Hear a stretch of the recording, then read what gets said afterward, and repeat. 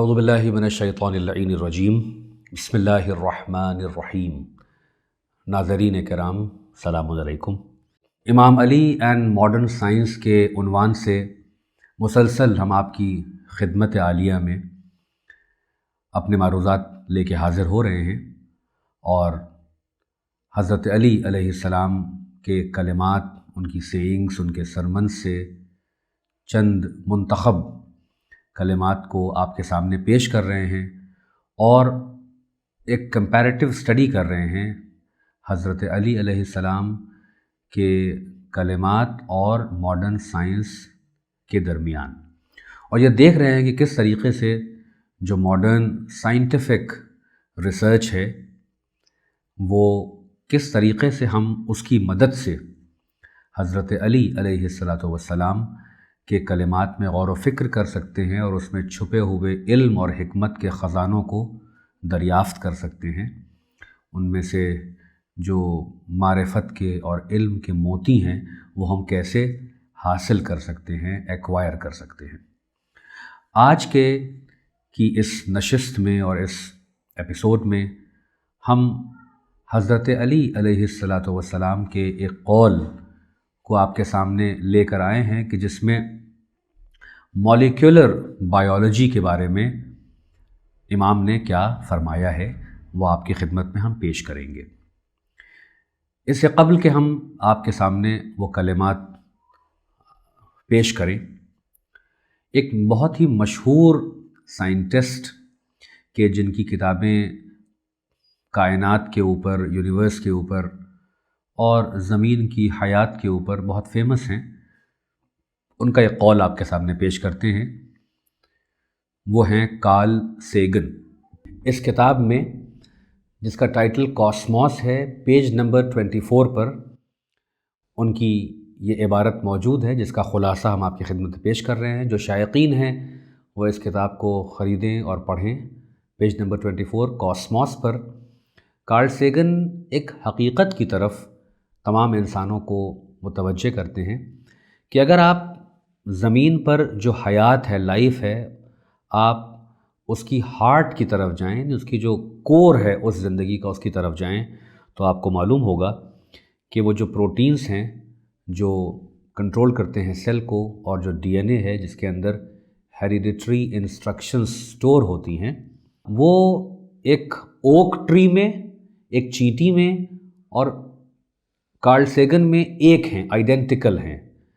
یعنی Karl Sagan اس نتیجے پر پہنچ رہے ہیں کہ اگر آپ فکر کی رسائی کے ذریعے، گہری تھنکنگ کے ذریعے ٹریس کریں پیچھے کی طرف، تو آپ کو تمام چیزوں کی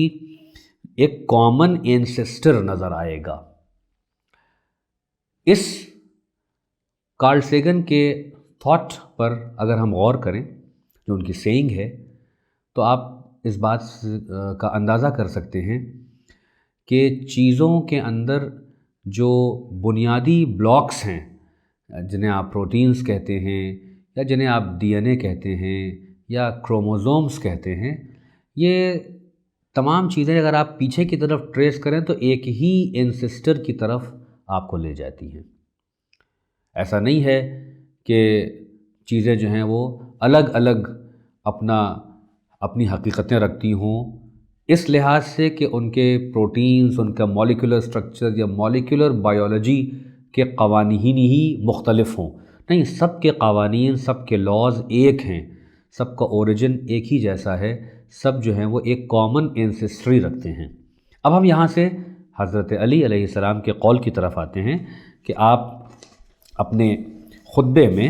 کیا فرماتے ہیں۔ آپ دیکھیے خطبہ نمبر 183 میں حضرت علی کہتے ہیں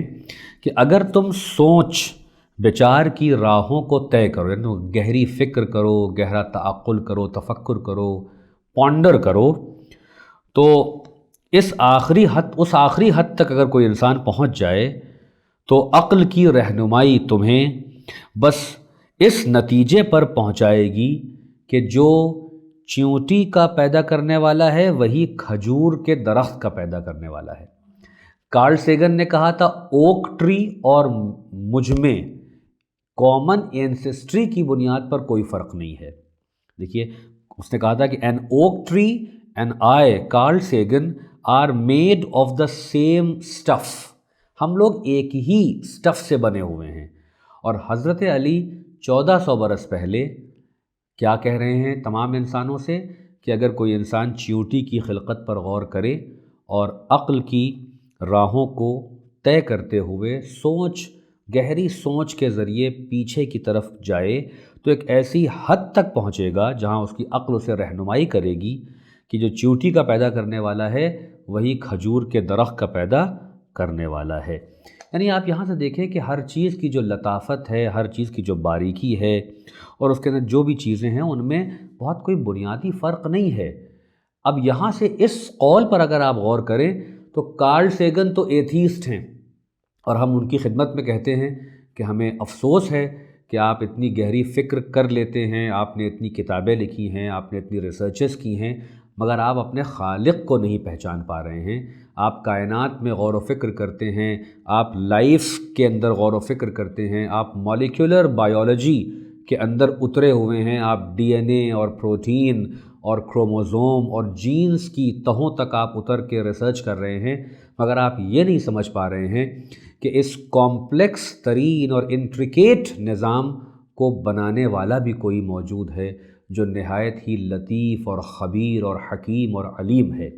کیونکہ آپ ایتھیسٹ ہیں، آپ جو ہیں وہ ہر چیز کو خود بخود پیدا کرنے کا تصور رکھتے ہیں، مادے کو آپ جو ہیں وہ اوریجن آف لائف سمجھتے ہیں. اب یہ آپ کی عقل کی کمی ہے، آپ کی عقل کی پریشانی اور کمزوری ہے کہ آپ اپنے خالق کو نہیں پہچان پا رہے ہیں. آئیے اس مفکر اور اس حکیم کی طرف آئیے کہ جو اس کائنات میں اپنے رب کے وجود پر سب سے واضح ثبوت اور پروف اور دلیل بنا ہوا ہے، جسے ہم حضرت علی علیہ السلام کہتے ہیں کہ آپ اپنے خطبے میں کہتے ہیں کہ اگر آپ چیونٹی پر غور کریں یا کھجور کے درخت پر غور کریں تو دونوں کا خالق آپ کو ایک ہی نظر آئے گا. جو چیونٹی کے اندر باریکیاں ہیں، کمپلیکسٹیز ہیں اس کے وجود میں، اور اگر آپ مالیکولر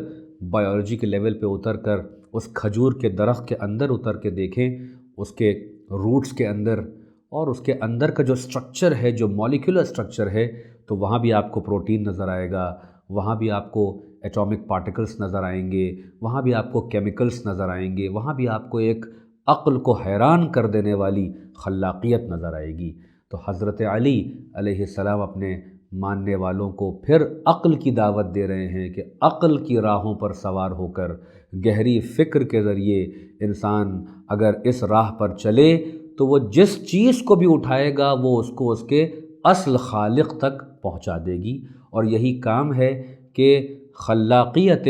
خدا میں غور و فکر کر کے، اس کی مخلوقات میں انسان غور و فکر کر کے اصل خالق تک پہنچ سکتا ہے. والسلام علیکم ورحمۃ اللہ وبرکاتہ.